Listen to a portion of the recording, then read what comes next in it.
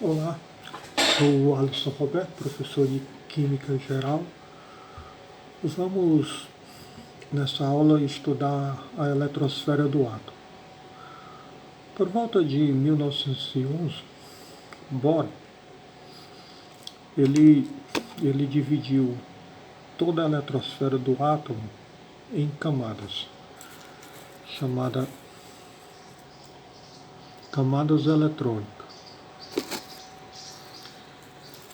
Ele propôs que, a partir do núcleo do átomo, onde a gente encontra os prótons e os nêutrons, além dessa região do átomo, existe a eletrosfera, onde estão os elétrons, eles giram em órbita desse núcleo atômico, sendo que os elétrons eles podem saltar de uma órbita para outra, de uma camada eletrônica para outra.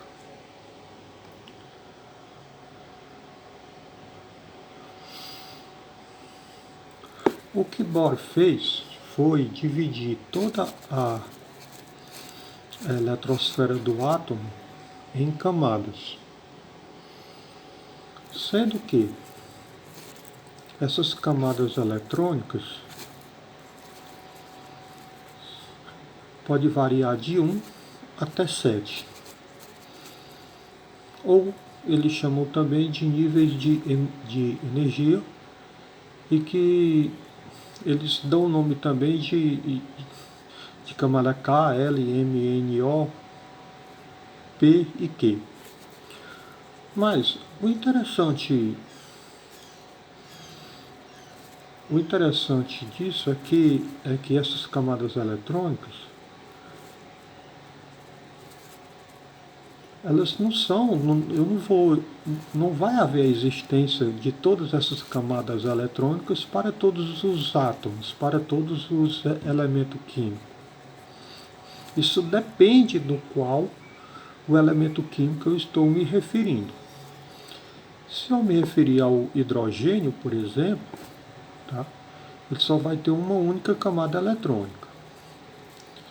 Se eu estiver falando do lítio, por exemplo, ele já vai existir duas camadas eletrônicas. Se eu falar do sódio,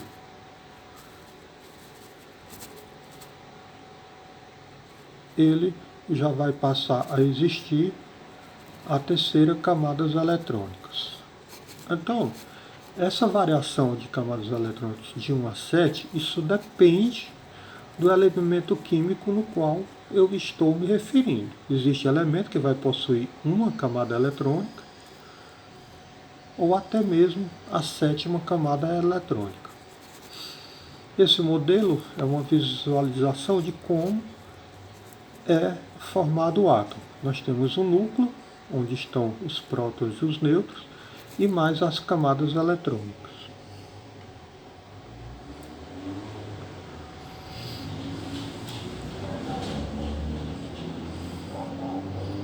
Dentro das camadas eletrônicas, existe uma outra área que eles chamam de níveis de energia. Níveis será as mesmas camadas, de 1 a 7, mas nós temos também o subnível de energia, que eles ficam dentro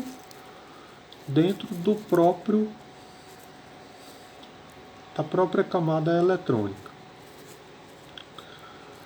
Esses subníveis são S, P, T e F. Sendo que cada camada eletrônica, elas comportam um subnível de energia. O que é isso realmente que a gente está falando de níveis, subníveis? Isso são áreas determinadas em que possivelmente eu posso encontrar um elétron. Na primeira camada, ou no primeiro nível, eu só tenho uma única área de se encontrar o elétron. chamada de subnível S. Então, logo que nessa primeira camada, ele vai existir de 1 até 2 elétrons. Se eu pular para o segundo nível de energia, eu vou ter 2 subníveis, o S e o P, ou 2 áreas, em que possivelmente eu vou encontrar o elétron, a área S e a área P. Sendo que na área S eu vou encontrar de 1 a 2 elétrons, na área P eu vou encontrar de 1 a 6 elétrons.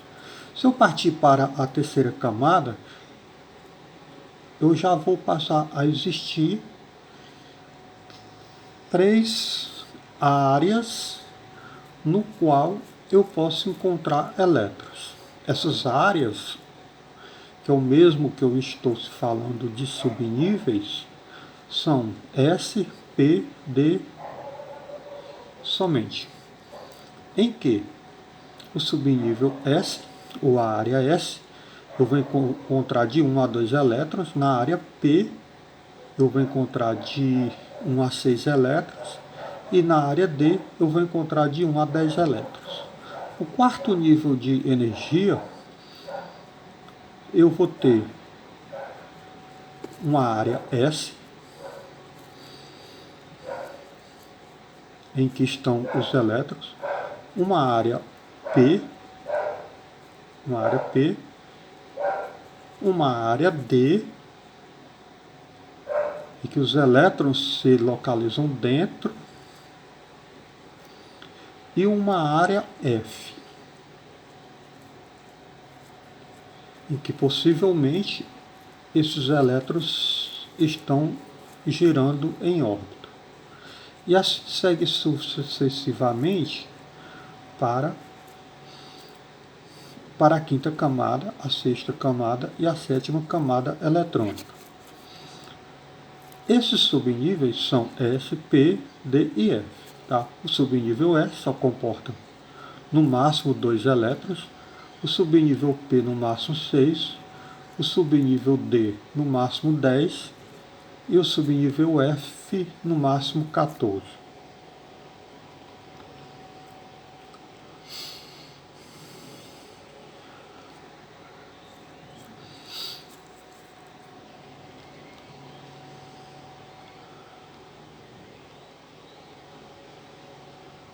A partir da existência desses níveis e subníveis, Linus Pauling, ele resolveu elaborar um diagrama chamado diagrama de Pauling. Ele é basicamente um gráfico em que ele faz a distribuição desses elétrons de cada camada eletrônica. Vamos lá. Na primeira camada, aqui, ó, nível 1, ou camada K, eu vou ter o subnível S com 2 elétrons. Na segunda camada, o que eu tenho? Na segunda camada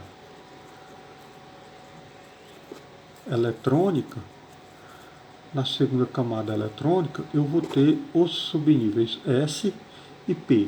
Então, o diagrama vai ser 2S2, 2P6.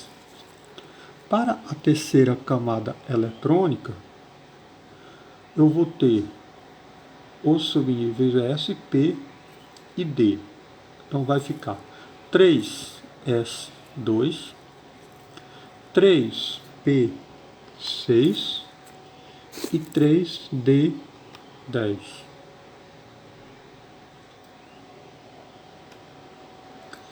Para a quarta camada eletrônica, nós temos os subníveis S, P, D e F. Então, o diagrama vai ficar 4S2, 4P6,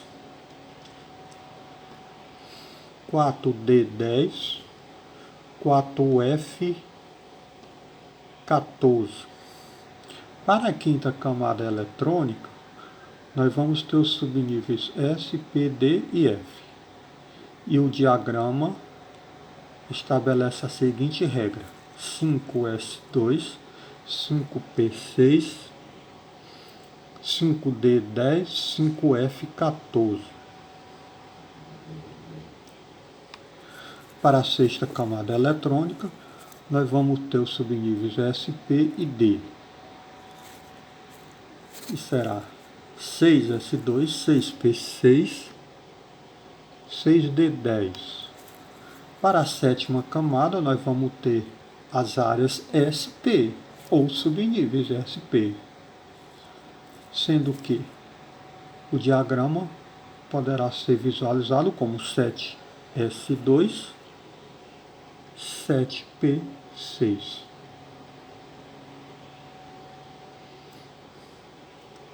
Fim da apresentação. Bons estudos.